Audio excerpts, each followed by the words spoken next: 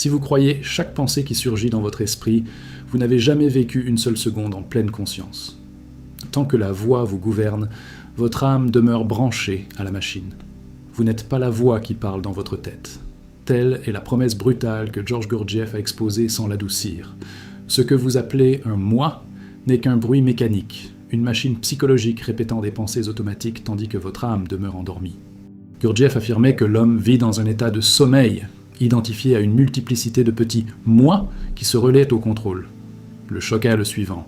Si vous croyez être cette voix, alors vous n'avez jamais vécu une seconde consciente dans votre propre essence.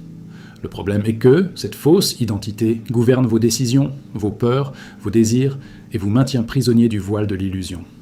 L'abîme consiste à continuer de confondre l'ego avec l'identité véritable, la machine avec l'âme, la réaction automatique avec l'éveil réel.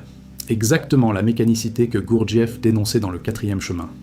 Le mécanisme direct qu'il enseignait est d'observer cette voie sans s'y identifier, de créer une friction consciente contre la machine et de séparer l'essence de la personnalité acquise. La transformation commence à l'instant où vous réalisez que la voix n'est pas vous, et où vous assumez, comme Gurdjieff l'exigeait, l'effort conscient immédiat pour sortir de la cécité spirituelle. Vous vous réveillez le matin et la voix est déjà là. Commentant, jugeant, comparant, se plaignant, planifiant. Cette voix dit « je », mais Gurdjieff était implacable. L'homme n'est pas un, il est multiple. De nombreux « moi » contradictoires se succèdent au contrôle, tandis que l'âme demeure oubliée. Ce que vous appelez identité n'est qu'un collage d'impulsions mécaniques. Machine, sommeil, répétition.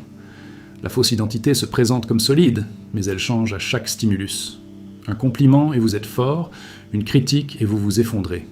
Un message ignoré et vous inventez des histoires. Ce n'est pas l'essence, c'est une réaction automatique. C'est l'ego défendant une image fragile. C'est la cécité spirituelle entretenue par le voile de l'illusion. Gurdjieff enseignait que l'homme vit dans un état de sommeil psychologique. Il marche, parle, travaille, aime, mais intérieurement il est endormi. La voix dans la tête fait partie de cette machine, elle n'est pas la conscience. Elle est la mémoire qui réagit, c'est le conditionnement qui parle. C'est la peur déguisée en raisonnement. Tant que vous vous identifiez à elle, il n'y a pas d'éveil réel, il n'y a que répétition. Observez la brutalité de cela. Si vous êtes la voix, alors vous n'avez pas d'identité véritable. Car la voix change tout le temps. Aujourd'hui, elle veut la discipline. Demain, elle veut le plaisir. Maintenant, elle veut le silence. Ensuite, elle veut le conflit. Quel genre de moi est-ce qui change à chaque minute? Ce n'est pas l'âme, c'est la fragmentation. L'essence, dans l'enseignement du 4e chemin, est ce qu'il y a en vous de plus profond, de plus silencieux, de plus réel. Mais elle est ensevelie sous la personnalité acquise. Masques, croyances, opinions héritées. La personnalité est la machine sociale. L'essence est ce qui pourrait s'éveiller. Mais tant que vous vous confondez avec la voix, l'essence demeure faible, presque invisible. La voix dit « je suis ainsi ». L'essence ne dit jamais cela. La voix se définit. L'essence est simplement. La voix réagit. L'essence observe. La voix veut avoir raison. L'essence veut voir la vérité. Mais vous êtes dépendant de la voix. Vous vous sentez être elle, vous la défendez comme si c'était vous. Et c'est là que le sommeil s'approfondit. Gurdjieff parlait de la nécessité de l'auto-observation consciente, non pas une analyse intellectuelle, non pas un dialogue intérieur interminable, une observation brute, voir la machine fonctionner sans se justifier, voir l'ego surgir, voir la fausse identité vouloir être confirmée. Voilà le premier choc. Et sans choc, il n'y a pas d'éveil. Car l'homme aime sa prison, il aime l'illusion d'unité, il aime croire qu'il est cohérent, qu'il est un seul être. Mais en lui, il y a une multitude de petits « moi » en compétition. L'un veut travailler, l'autre veut abandonner, l'un veut aimer, l'autre veut fuir. Et chacun dit « je », comme s'il était le propriétaire de l'âme. Et vous y croyez. C'est le point le plus dangereux. Vous croyez la voix. Vous croyez la pensée automatique. Vous croyez le récit qui justifie votre peur, votre paresse, votre vanité.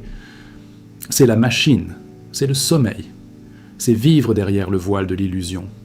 L'éveil réel commence lorsque vous ressentez l'inconfort de ne pas savoir qui vous êtes, lorsque vous percevez que la voix n'est pas fiable, lorsque vous voyez que l'ego a construit une fausse identité pour éviter le contact avec votre propre essence. Et cela fait mal, car sans la voix, pendant un instant, il y a le silence. Et dans le silence, vous percevez le vide. Mais ce vide n'est pas la mort. C'est un espace. C'est une possibilité.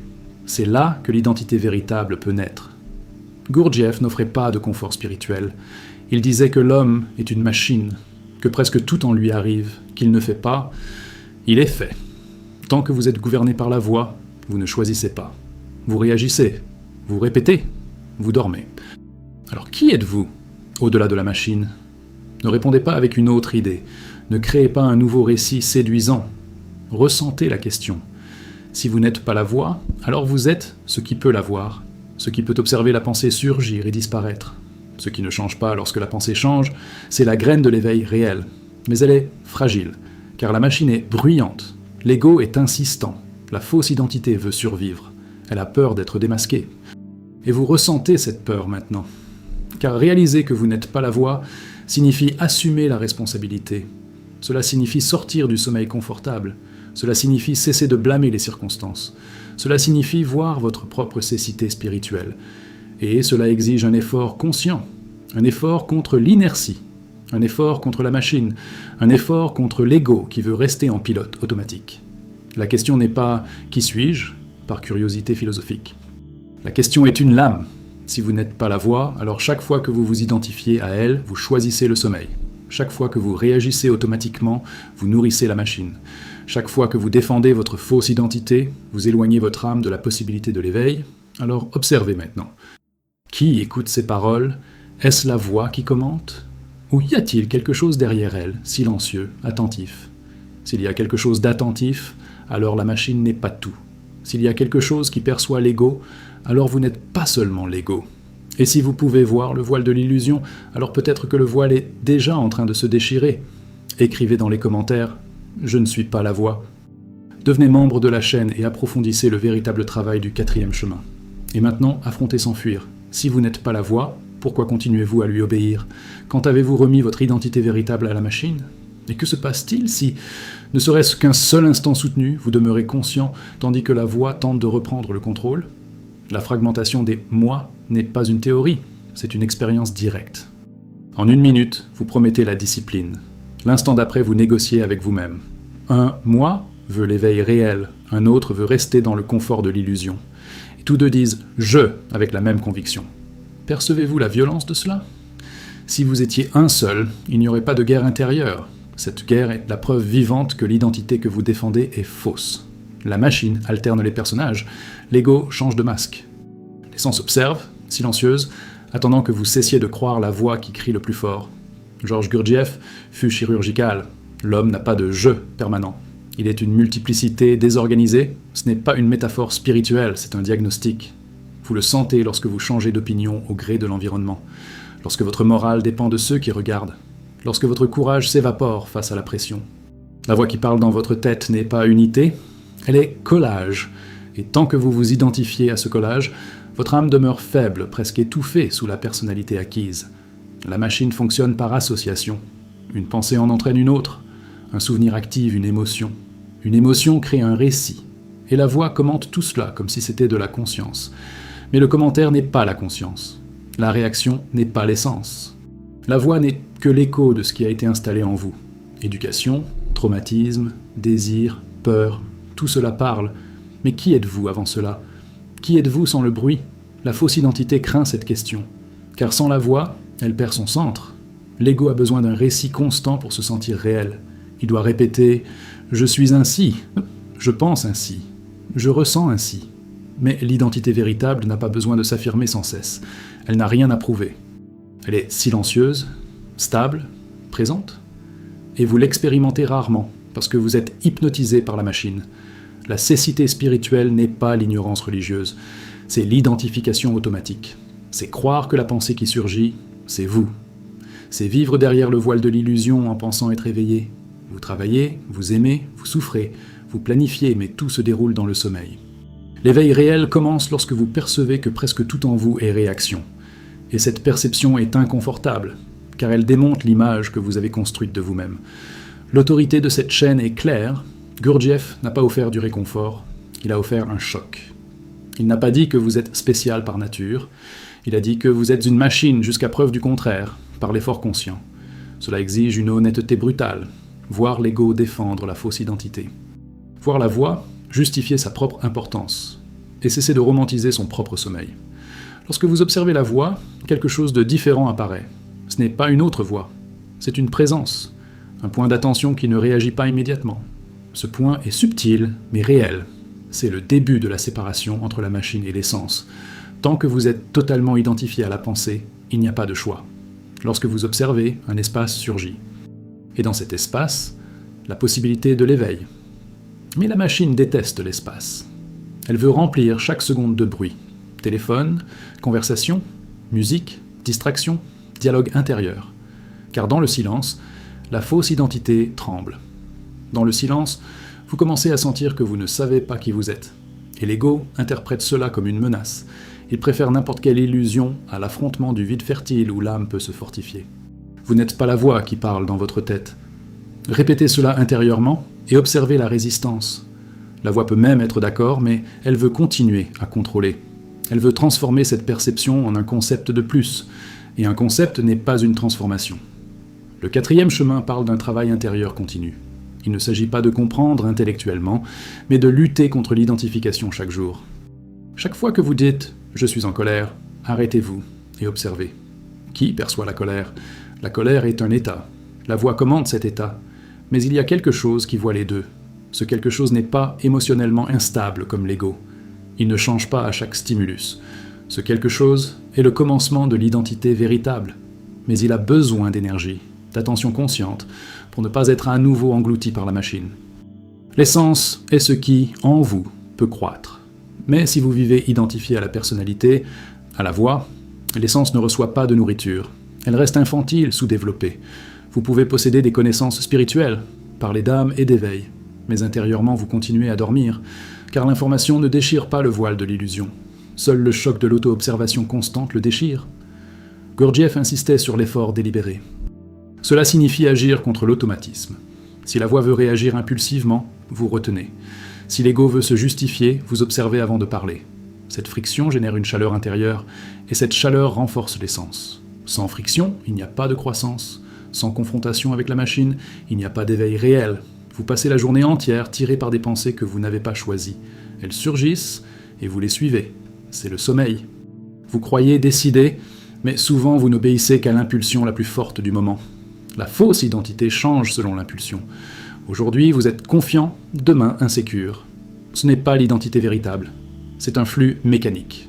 Le voile de l'illusion est confortable parce qu'il offre des explications prêtes à l'emploi. Je suis ainsi parce que mon enfance fut ainsi. Je suis ainsi parce que le monde est injuste. La voix crée des récits qui préservent l'ego. Mais l'essence ne cherche pas à se justifier. Elle veut voir la vérité nue. Et la vérité est que vous êtes rarement conscient de vous-même. L'autoconscience, dans le sens du 4e chemin, n'est pas penser à soi. C'est se sentir présent dans son propre corps tout en observant la pensée. C'est se souvenir de soi. Se souvenir de soi est l'antidote contre la machine. Lorsque vous vous souvenez de vous, la voix perd de sa force. L'ego ne disparaît pas, mais il cesse d'être l'unique centre. Vous n'êtes pas la main à la voix. Vous êtes ce qui peut se souvenir de soi pendant que la voix parle. C'est révolutionnaire, car cela transforme complètement la relation à la pensée. Elle cesse d'être maître pour devenir objet d'observation. La machine continue de fonctionner, mais vous n'êtes plus totalement à l'intérieur. Une distance apparaît, et dans cette distance, l'âme respire. La plupart des gens ne créent jamais cette distance. Ils vivent et meurent en croyant être la voix. Ils vivent en défendant une personnalité construite. Ils vivent en rivalisant, en comparant, en réagissant. Et ils appellent cela la vie. Gurdjieff appelait cela le sommeil collectif. Et peu supportent d'entendre cela sans se sentir offensés, car cela détruit l'illusion qu'ils sont déjà éveillés. Demandez-vous maintenant, lorsque la voix se tait quelques secondes, disparaissez-vous ? Ou quelque chose demeure-t-il ? Si quelque chose demeure, alors il y a plus en vous que la pensée. Ce quelque chose n'a pas besoin d'applaudissements, n'a pas besoin d'approbation, n'a rien à prouver. Il est simplement, voilà la direction de l'identité véritable. Mais cette direction exige du courage, car plus vous observez la machine, plus vous voyez votre propre incohérence, plus vous voyez l'ego manipuler les situations pour se sentir important, plus vous voyez la fausse identité tenter de survivre, et cela peut être humiliant. Mais cette humiliation consciente est sacrée. Elle brise la cécité spirituelle. Alors la question continue de brûler. Si vous n'êtes pas la voix qui parle dans votre tête, qui êtes-vous donc ? C'est celui qui peut choisir de ne pas suivre la première impulsion. C'est celui qui peut rester attentif au milieu du chaos intérieur. C'est celui qui peut voir la machine fonctionner sans fusionner avec elle. Et plus vous pratiquez cela, plus l'essence gagne en force. Et lorsque l'essence gagne en force, quelque chose change dans la qualité de votre présence. Ce n'est pas un spectacle, ce n'est pas une euphorie spirituelle, c'est la sobriété, c'est la lucidité, c'est moins d'illusions, c'est moins d'identification à l'ego, c'est davantage d'éveil réel. Et cela ne s'arrête pas ici, car la couche suivante est encore plus inconfortable. Si vous n'êtes pas la voix, alors qui, en vous, ment lorsqu'il dit « je veux m'éveiller » et qui est réellement prêt à payer le prix du travail intérieur continu. Et voici le point que presque personne ne veut affronter. En vous, il existe un « je » qui dit vouloir s'éveiller et un autre qui veut continuer à dormir. Tous deux utilisent donc la même voix, tous deux disent « je ». Mais un seul est aligné avec l'essence, l'autre défend la machine. Et si vous n'apprenez pas à distinguer ces deux-là, vous continuerez à croire que vous êtes sur le chemin, alors qu'en réalité, vous ne faites que raffiner votre fausse identité spirituelle. Georges Gurdjieff fut clair. L'homme peut passer toute sa vie à croire qu'il fait des efforts, alors qu'en réalité, il ne fait que satisfaire l'ego avec de nouvelles idées. La voix apprend vite. Elle commence à parler d'âme, d'éveil réel, d'essence, mais elle reste voix, elle reste machine. L'illusion ne fait que changer de vêtements. La cécité spirituelle devient plus sophistiquée. Vous devez ressentir l'inconfort de comprendre que même votre désir d'évolution peut être mécanique. Cela fait mal, car cela démonte l'image du chercheur sincère. Mais ce choc est nécessaire.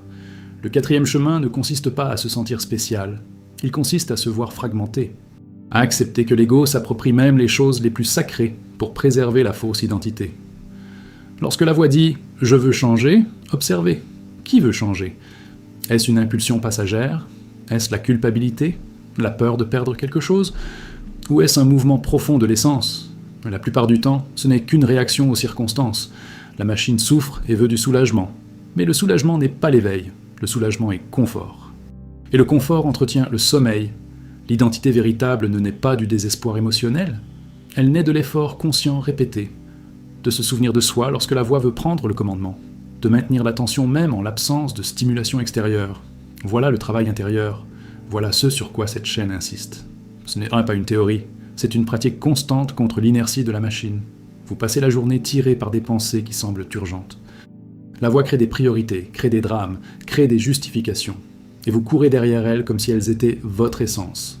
Mais à la fin de la journée, qu'est-ce qui a réellement grandi en vous ? L'âme s'est-elle renforcée ?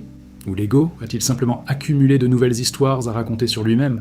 Gurdjieff disait que sans souvenir de soi, tout arrive mécaniquement. Et si tout arrive, alors vous ne vivez pas, vous êtes vécu. C'est brutal. Car cela détruit la fantaisie du contrôle. La voix aime croire qu'elle décide, mais combien de fois vous êtes-vous promis quelque chose à vous-même pour échouer ensuite ? Ce n'est pas un manque de caractère, c'est la fragmentation des « moi ». Un « moi » promet la discipline, un autre « moi » cède à l'impulsion, puis un troisième « moi » se culpabilise. Tous utilisent le même mot, « je », mais aucun n'est permanent. La machine change d'opérateur en permanence. Et tant que vous ne voyez pas cela clairement, vous continuerez à défendre une identité qui n'existe pas comme unité réelle. L'essence a besoin d'unification, elle a besoin d'un centre, elle a besoin d'une présence continue. Mais la personnalité acquise est pleine de contradictions. Et la voix est la porte-parole de ces contradictions. Elle tente de paraître cohérente, mais il suffit de pression pour révéler la multiplicité. Il suffit d'un conflit pour exposer l'instabilité de la fausse identité. Vous n'êtes pas cette instabilité, vous n'êtes pas cette oscillation, vous êtes ce qui peut percevoir l'oscillation. Et plus vous vous identifiez à la perception, moins vous donnez d'énergie à la machine. Ce n'est pas de la répression, ce n'est pas nier les pensées, c'est les voir comme des événements, non comme une identité. Ce changement est subtil, mais révolutionnaire. Le voile de l'illusion commence à se déchirer lorsque vous comprenez que la pensée n'est pas souveraine, que l'ego n'est pas le centre, que la voix n'est pas la conscience. Et cela crée une forme de solitude intérieure, car vous ne pouvez plus vous appuyer entièrement sur les anciens récits. Vous commencez à vous méfier de tout ce qui surgit automatiquement. Cette méfiance consciente est saine. Ce n'est pas de la paranoïa, c'est une vigilance intérieure. C'est ne pas accepter n'importe quelle pensée comme vérité simplement parce qu'elle est apparue. La machine produit des pensées en permanence. L'essence choisit où placer l'attention. Et l'attention est énergie. Là où vous placez l'attention, vous renforcez. Si vous placez l'attention sur la voix, vous renforcez l'ego. Si vous placez l'attention sur l'observation de la voix, vous renforcez l'essence. Voilà la division. Voilà la bataille réelle. elle n'est pas contre le monde extérieur. Elle est contre l'identification automatique. Elle est contre le sommeil confortable qui vous fait croire que vous savez déjà qui vous êtes. Gurdjieff n'a pas promis une illumination facile. Il a parlé de travail dur, constant, conscient. Il a parlé de souffrance volontaire, non pas au sens d'autopunition, mais au sens de supporter l'inconfort de ne pas réagir mécaniquement. De retenir l'identification lorsque l'ego veut exploser, de maintenir la présence lorsque la machine veut fuir. Chaque fois que vous parvenez à ne pas suivre immédiatement la voie, quelque chose en vous se renforce, petit, presque imperceptible, mais réel. C'est comme si l'âme recevait de l'oxygène, comme si l'identité véritable commençait à avoir l'espace d'exister. Mais cela exige de la répétition. Cela exige de se souvenir de soi des centaines de fois par jour. La plupart ne veulent pas cela. Ils veulent des réponses rapides. Ils veulent se sentir éveillés sans payer le prix de la vigilance continue. Ils veulent une spiritualité confortable. Mais le 4e chemin démantèle cette fantaisie. Il dit « Vous dormez ». Et tant que vous n'acceptez pas cela profondément, vous continuerez à défendre votre prison comme si c'était la liberté. Vous n'êtes pas la voix qui parle dans votre tête. Alors pourquoi continuez-vous à réagir comme si vous l'étiez ? Pourquoi continuez-vous à être offensé par des pensées passagères ? Pourquoi continuez-vous à définir votre identité par ce qui surgit automatiquement ? C'est la cécité spirituelle. C'est confondre phénomène mental et essence. Lorsque vous commencez à vous séparer de la voix, vous percevez qu'il existe des couches d'illusion encore plus profondes. Vous voyez que l'ego peut feindre l'humilité, peut feindre la conscience, peut feindre le détachement. La machine est sophistiquée, c'est pourquoi le travail exige une honnêteté brutale. Il exige de questionner même vos motivations les plus nobles. Et ici, l'autorité de Gurdjieff est non négociable. Sans effort conscient et souffrance volontaire, il n'y a pas de cristallisation de l'être. Il n'y a pas de centre permanent. Il n'y a pas d'identité véritable. Il n'y a que flux mécanique. Il n'y a que multiplicité désorganisée. Il n'y a que sommeil répété, génération après génération. Alors la question revient avec plus de force. Qui êtes-vous donc ? Si vous n'êtes ni la voix, ni l'impulsion, ni la réaction, alors qu'êtes-vous ? Vous êtes le point d'attention qui peut demeurer lorsque tout en vous veut réagir. Vous êtes l'observateur qui n'a pas besoin de crier pour exister. Vous êtes la présence qui ne dépend d'aucun récit pour être réelle. Mais cette présence doit être choisie, elle doit être rappelée. Elle doit être nourrie par une attention consciente. Et tant que vous n'assumez pas la responsabilité de cela, vous continuerez à dire que vous voulez vous éveiller, tout en vivant dans l'obéissance à la machine. Et l'étape suivante est encore plus inconfortable. Si vous n'êtes pas la voix, alors quelle part de vous a peur de découvrir réellement qui vous êtes sans elle ? Et c'est précisément cette peur qui maintient le sommeil intact. Car si vous cessez réellement de vous identifier à la voix, quelque chose meurt. Meurt la fausse identité. Meurt le récit confortable. Meurt le personnage que vous avez passé des années à défendre. Et l'ego ressent cela comme une menace réelle. La machine lutte pour survivre. Elle augmente le bruit. Elle crée des distractions. Elle vous fait douter de votre propre perception. Tout cela pour que vous recommenciez à croire que vous êtes la voix. Georges Gurdjieff ne l'a pas adouci. Il affirma que l'homme est esclave. Esclave des réactions, des habitudes, des émotions négatives, esclave de sa propre mécanicité. Et tant que vous ne voyez pas votre esclavage, vous l'appelez personnalité. Vous l'appelez mon caractère. Mais mon caractère n'est que répétition consolidée. C'est un schéma automatique devenu identité. Lorsque vous commencez à observer la voix sans fusionner avec elle, une sensation étrange surgit, comme si le sol se dérobait sous vos pieds. Car la plupart de vos décisions ont été construites à partir de cette voix. Si elle n'est pas vous, alors qui a dirigé votre vie jusqu'à présent ? Cette question est inconfortable, parce qu'elle révèle à quel point vous avez vécu en pilote automatique. L'essence ne crie pas, elle ne rivalise pas avec la machine, elle attend. Mais pour l'entendre, vous devez réduire l'identification à la pensée.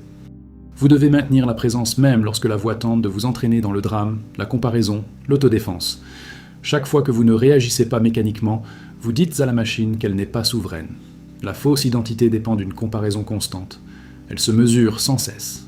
Meilleur que quelqu'un, pire que quelqu'un. Plus reconnu, plus ignoré. La voix alimente ce jeu incessant, mais l'identité véritable n'a pas besoin de ce théâtre. Elle ne se construit pas à partir de l'opinion extérieure. Elle se construit à partir du souvenir de soi. Ce souvenir de soi, ce n'est pas penser « je suis ici ». C'est se sentir ici. C'est percevoir son propre corps pendant que l'on pense. C'est sentir la respiration pendant que la voix parle. C'est maintenir une part de l'attention tournée vers l'intérieur. Cet acte simple est révolutionnaire, car il crée une division consciente entre l'observateur et la machine. Sans cette division, vous êtes emporté. Avec cette division, vous commencez à choisir, et le choix réel est rare. La plupart des choix ne sont que le résultat de l'impulsion la plus forte du moment. Gurdjieff insistait, l'homme n'a pas de volonté réelle, il a des désirs conflictuels. La volonté naît de l'unification intérieure, et l'unification ne se produit que lorsque l'essence gagne en force sur la personnalité mécanique. Vous n'êtes pas la voix, alors cessez de vous justifier par elle. Cessez de dire « je suis comme ça », comme une sentence définitive. C'est une reddition à la machine. L'essence est dynamique, elle peut croître, elle peut se transformer. Mais la fausse identité veut la fixité. Elle veut des étiquettes, elle veut de la prévisibilité, parce que cela donne une illusion de contrôle. Le voile de l'illusion est soutenu par ce besoin de certitude. La voix crée des explications rapides pour tout. Elle ne tolère pas l'inconnu. Mais l'éveil réel exige que vous demeuriez dans l'inconnu pendant un certain temps. Il exige que vous supportiez de ne pas savoir qui vous êtes, sans le récit habituel. C'est la souffrance volontaire dont parlait Gurdjieff. Vous pouvez passer des années à étudier la spiritualité et continuer pourtant à être identifié à la voix. Vous pouvez répéter des concepts sur l'âme et l'essence, mais réagir comme une machine face à une critique. Le travail commence précisément dans ces moments. Lorsque l'ego est blessé, lorsque la fausse identité est menacée. Là se trouve l'opportunité réelle. Si vous observez la réaction au lieu de fusionner avec elle, quelque chose de différent se produit. L'émotion surgit, mais ne domine pas complètement. La voix commente, mais ne décide pas seule. Un centre plus stable apparaît, encore fragile, mais présent. Ce centre est le début de la cristallisation de l'être. Concept central du 4e chemin qui signifie former quelque chose de permanent au sein de la multiplicité. Sans cristallisation, vous restez fragmenté. Aujourd'hui motivé, demain démotivé. Aujourd'hui discipliné, demain livré à l'impulsion. Cette instabilité n'est pas un destin, c'est le résultat de l'absence de centre. Et le centre ne se forme que lorsque vous cessez d'être gouverné par la voie automatique. La machine veut toujours la facilité, elle veut la gratification immédiate, elle veut éviter l'inconfort. L'essence accepte l'effort, elle accepte la tension consciente, elle accepte la frustration comme partie intégrante de la croissance. Lorsque vous choisissez l'effort plutôt que la réaction, vous nourrissez quelque chose de différent en vous. Vous affirmez que vous ne voulez plus continuer à dormir. Mais attention, l'ego peut s'approprier même l'effort. Il peut commencer à se vanter de sa propre discipline. Il peut transformer le travail intérieur en une nouvelle identité à exhiber. C'est pourquoi la vigilance doit être constante. L'observateur doit observer jusqu'à l'intention d'observer. Cette profondeur est nécessaire pour ne pas tomber dans de nouvelles couches d'illusions. Vous n'êtes pas la voix qui parle dans votre tête. Alors ne traitez pas chaque pensée comme un ordre. Ne traitez pas chaque émotion comme une vérité absolue. Voyez-les comme des événements transitoires. L'essence n'est pas transitoire. Elle peut être voilée, mais elle n'oscille pas avec la même rapidité que la machine. Elle est plus stable, plus silencieuse. Gurdjieff disait que la plupart des gens vivent et meurent sans jamais avoir un jeu réel. Ce n'est pas une condamnation, c'est un avertissement. Un jeu réel doit être construit. Il doit être travaillé. Il ne n'est pas tout fait. Et le premier pas consiste à reconnaître que le « je » qui parle sans cesse dans votre tête n'est pas ce centre réel. Si vous continuez à défendre la voix, vous continuerez à vivre comme une machine raffinée. Peut-être plus informée, peut-être plus sophistiquée, mais toujours mécanique. L'éveil réel exige une rupture avec cette identification. Il exige un choc continu contre l'automatisme. Il exige de se souvenir de soi lorsque tout en vous veut réagir. Demandez-vous maintenant, sans fuir, lorsque la voix dit « c'est moi », qui écoute cette affirmation ? S'il y a quelqu'un qui écoute, alors il y a distance. S'il y a distance, alors il y a possibilité. Et s'il y a possibilité, alors vous n'êtes pas condamné au sommeil éternel de la machine. Mais la question qui demeure est encore plus profonde et troublante. Si vous cessez complètement de vous identifier à la voix, si vous laissez tomber la fausse identité, si vous traversez le voile de l'illusion sans l'appui des anciens récits, êtes-vous réellement disposé à découvrir qui vous êtes lorsqu'il n'y aura plus rien à défendre dans votre propre esprit ? Et c'est précisément là que presque tous reculent. Car découvrir qui vous êtes sans la voix signifie traverser un territoire sans applaudissements, sans validation, sans identité prête à l'emploi. La fausse identité avait toujours un scénario. Elle savait toujours comment réagir. Elle avait toujours une explication. Mais lorsque vous commencez à démonter cette voie, vous entrez dans un espace brut. Et la machine panique. La machine veut le contrôle. Elle veut la prévisibilité. Elle veut maintenir l'ego intact. C'est pourquoi elle accélère la pensée lorsque vous tentez d'observer. Elle crée des distractions intérieures. Elle vous rappelle quelque chose d'urgent. Elle apporte la culpabilité, la peur, la fantaisie. tout pour vous empêcher de maintenir la présence. Car si vous maintenez la présence, vous commencez à sortir du sommeil. Gurdjieff insistait, l'homme vit dans une hypnose collective. Ce n'est pas une métaphore, c'est une description. Vous réagissez aux mots comme à des commandes. Vous réagissez aux émotions comme à des ordres. Vous réagissez aux opinions comme à des menaces. Ce n'est pas la liberté. C'est un conditionnement automatique. Et tant que vous ne voyez pas cela en temps réel, vous continuerez à appeler la mécanicité personnalité. Vous n'êtes pas la voix qui parle dans votre tête. Alors pourquoi vous offensez-vous encore lorsqu'elle crée une histoire ? Pourquoi vous déprimez-vous encore lorsqu'elle répète une peur ? La voix est l'écho du passé. Elle est répétition de mémoire. Elle n'est pas l'identité véritable. L'essence ne vit pas dans le passé. Elle vit dans le présent conscient. Mais le présent conscient exige de l'énergie. Et la plupart des gens gaspillent leur énergie dans l'identification constante. Pensée après pensée, émotion après émotion, récit après récit. L'ego consomme tout. La machine consomme tout. Et il reste presque rien pour que l'âme puisse croître. Le travail du 4e chemin n'est pas de détruire la voix. C'est de ne plus être son esclave. La voix continuera d'exister. Les pensées continueront de surgir. Les émotions continueront d'apparaître. Mais la différence réside dans celui qui gouverne, la machine ou la présence consciente, l'ego ou quelque chose de plus profond. Lorsque vous commencez à observer la voix sans réagir immédiatement, vous ressentez une tension intérieure. Cette tension est réelle, c'est la friction entre l'essence et la personnalité. Et cette friction est nécessaire.